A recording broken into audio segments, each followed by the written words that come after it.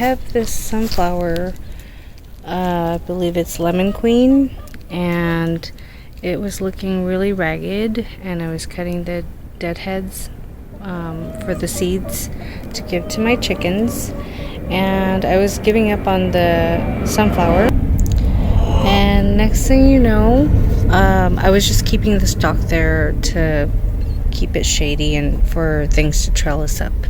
So at the end of the season, I was going to pull out the whole stem, and I'm glad I just left it there because it started blooming just from the like little shoots in the armpit of the leaves and the stem. So it made, 7 more flowers, and I'm really happy about that because the bees love to come over here and buzz around these sunflowers. So this is my newest sunflower that's blooming, and right away it gave nine blooms, and the bees love it. And I love that as the season progressed, I stuck seeds everywhere to have them come up over time. They take a while. Okay, so this is actually the newest one.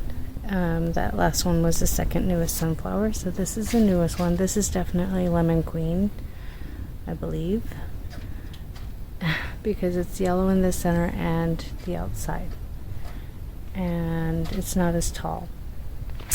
Now, my other tomato plant had like 4 tomatoes, large ones, big boy hybrid, and they were eaten by something. So I have this one and this one. I don't have any netting for it, so I kind of put it over here by my trellis, and I'm hoping that it will make the fruit will ripen soon. And it's kind of looking raggedy here, but these little cherry tomato plants are giving me tons of fruit, and I'm just harvesting them every day if I see them, golden ones. And what I do is I stick it in a bag in the fridge and wait till I have like a week's worth, and then I'll make pasta out of it, or just to eat in a salad, because it has like a nice tanginess to it. Just going around shaking all the tomato flowers, so that they can pollinate. It's kind of fun, and it makes a lot of fruit. And I've been mulching it, adding calcium to the tomatoes. This one's getting quite tall, and I'm hoping that it'll make even more fruit. Here's another tomato plant, but it's cherry red tomatoes. It volunteered itself, and I'm just going around shaking the flowers to pollinate them so I can get more tomatoes. And I just harvested like 10 little tomatoes yesterday, so I'm just harvesting them again and today, and by the end of the week I will have lots of fruit for various meals. And I love it because I just walk around and gather a few at a time, and when you think about it, you think, oh well, this is just a small handful, like what are you going to cook with this? But actually the way that I decided to do it is just to hang on to the fruits for about a week, or a little under a week, and I can make lots of, like, I can make delicious pasta with just a few bits of these, because it gives a nice pop, a nice pop of flavor, tart flavor. My persimmon's doing great. So those same those pear-shaped yellow tomatoes. So I gathered some tulsi leaves, some branches, and I rinsed it out, and I'm going to boil some water and make some tea out of it. This will be 2 batches of tea. I just directly put the whole thing into the water. I am going to keep the thicker stems here and try to root it and propagate it, because I had a tulsi plant. It's in the basil family. They tend to be annuals rather than perennials. These are very, very fragrant, and 3 years ago I got a plant from Lowe's or Home Depot, and I stuck it in my garden bed, and I had it for that season, and I overwintered it, and I had it for another season. It was wonderful, and it just keeps shooting out lots of leaves and gets bushier and bushier, and I just kept taking off all the seed heads, and however, it didn't make the 3rd winter, and it died. But however, I kept some of the seed heads in an envelope, and the mature looking ones, and then I kind of scattered them into the soil in a garden bed, and it sprouted. So in fact, I was worried that I'd have to buy another one, but I tried to get the seed, and in fact it did have a mature seed, and it grew me a new plant. That's wonderful. So you can still propagate it from the stems if you have the plant, and I plan on putting it in a pot, and then that way I can easily overwinter it and bring it into some warm covered areas so that I can have this plant. I mean, it'd just be a waste if I lost it, and since I got it back, I want kind of like an heir and a spare. So these are really wonderful. It's so fragrant. Even if you don't use it for tea or for consumption, you can use it for the fragrance, and it also repels pests. And I scatter the flowering heads so that it doesn't go straight to seed. I scatter those around my tomato plants to confuse the pests and the tomato hornworms. So hope you give that a try, or consider that when you grow brassicas and other things, to confuse them with the scent, or to grow these as companion plants, because nothing really disturbs these. So here are all the little heirloom seedlings that I got from the tomato fruit, and I got the seeds and I just scattered it, and I had separated it. So a word of caution, tomatoes have deep roots and they like to grow deeper and deeper. So if you have cuttings like these, that little seedlings, you need to put them in the ground or they won't grow successfully to be large fruit-bearing plants such as these. These are the same plants, but they're planted in the ground and they're so tall, and I staked them up with my spent hollyhock stems, and I use the twisty ties, the pipe cleaners, to affix them. Real cheap way to do it. I just took my kids' extra craft things that they aren't using, and I decided to use it in the garden. Another way to save money, so you don't have to go look for gardening supplies for just affixing things, or to buy bamboo stakes or whatnot. At least I try not to spend too much, because I want to spend my money on the important things like the actual plants themselves or the seeds. So I don't want to spend my money on things that I can scavenge around for, or that come straight from my garden, which are these hollyhock stems and whatever's around the house. So I also use the grocery store twisty ties that you tie the bags with to affix things to structures.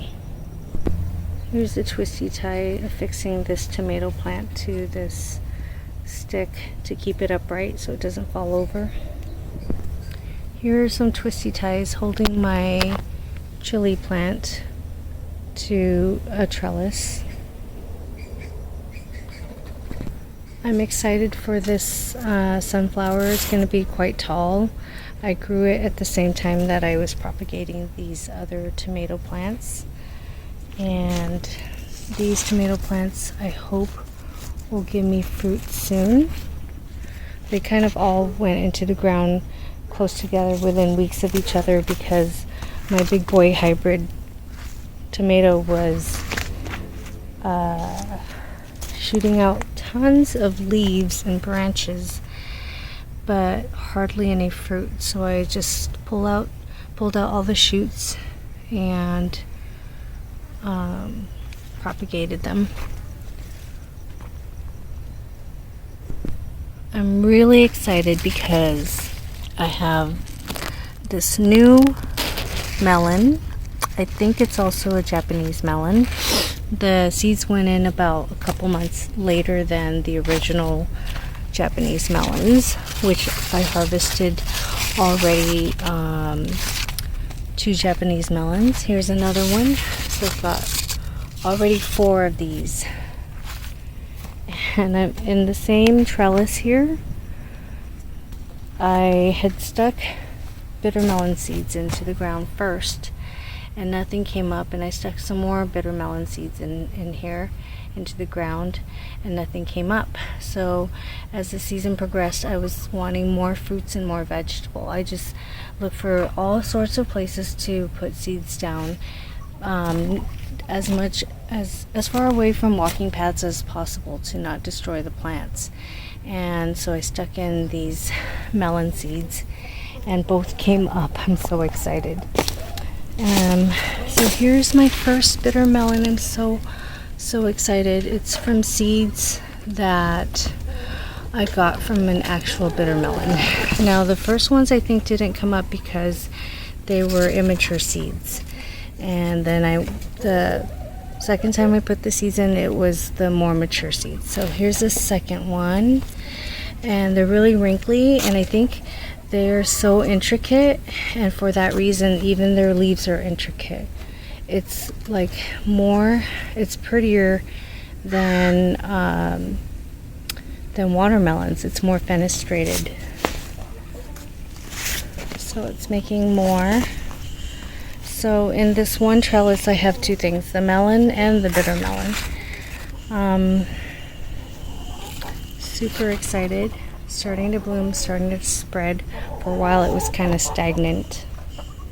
It may be too late in the season, but I had rooted some more tomato plants and I stuck it in here because the other couple times I put the tomato cuttings in here, they died. But this one actually had roots.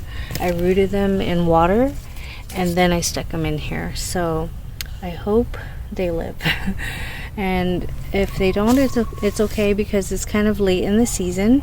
I was just hoping for like another crop, a later crop, that's gonna start fruiting in like 3-4 weeks and into late September and October. Today's 90 degrees, and yesterday and today it's been a little bit overcast in the mornings, but it's gonna get hot. It's gonna go up to 90. So while that's happening, I'm spending a little more time outside. Otherwise, I'd just run back inside when it's super hot. Another exciting thing was I did stick a watermelon seed from, I believe, a watermelon we ate earlier this year that we bought from Costco. It was a seedless watermelon, but it had 1 seed that was in there. So I don't even know what kind of fruit we're gonna get, because I believe unless I got it from a different fruit, but I know for sure it's a watermelon because it's intricate like this. And so now it's finally got 1 bloom. I put the seed in a pot and it didn't grow for a long time, and I just kind of go around looking at my potted plants, and if there's nothing growing in there, if the seeds didn't grow, then I'll just throw new seeds in. And this popped up as a short little 6-inch plantling. And I know these things require a lot of room. They need to be grown in the ground, not in pots. They'll die. So I stuck it in this area, this garden bed that used to have lots of brassicas and cilantro and tatsoi and other things. And because of the harlequin bugs eating up all the brassicas, I am kind of torn. I'm thinking I may not be growing brassicas next year, which is my favorite vegetable to grow. I love broccoli, cauliflower, Brussels sprouts, all that stuff, and I can't have it because I've been growing it for years, and I don't know if that's what drew in the harlequin bugs. But I think I'm just gonna keep trying to grow various things as I can afford it, because I can't afford the polytunnel or the fabric, gardening fabric right now. So I'll just grow a variety of other things. So here is another possible fruit. That's a female one. I don't know if it hasn't opened yet, the blossom. And here's another one. So I'm hoping I only have a month and a half. As far as the heat, the summer, I do have till around December, mid-December to before the first frost date. But as each day goes by, the days are shorter. It stays dark longer, and it gets dark earlier. So and one of the problems I had was that I had canna up here, and it was blocking the sunlight, so I had to chop down some of the canna to provide light for this plant. So I hope that it can give me a couple fruits, or at least one, before the summer ends. And then if not, it's okay. I tried, and I can use the leaves and foliage as mulch.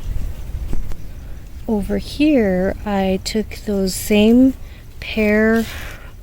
pear-shaped tomatoes, the little tiny tomatoes that I grew from seed, and I took the shoots also, the excess shoots, the lower leaves, the lower branches, and I pulled them off the mother plant, and I stuck them in this garden bed so that I could propagate more. I really love the flavor of it. It has a really nice tangy flavor.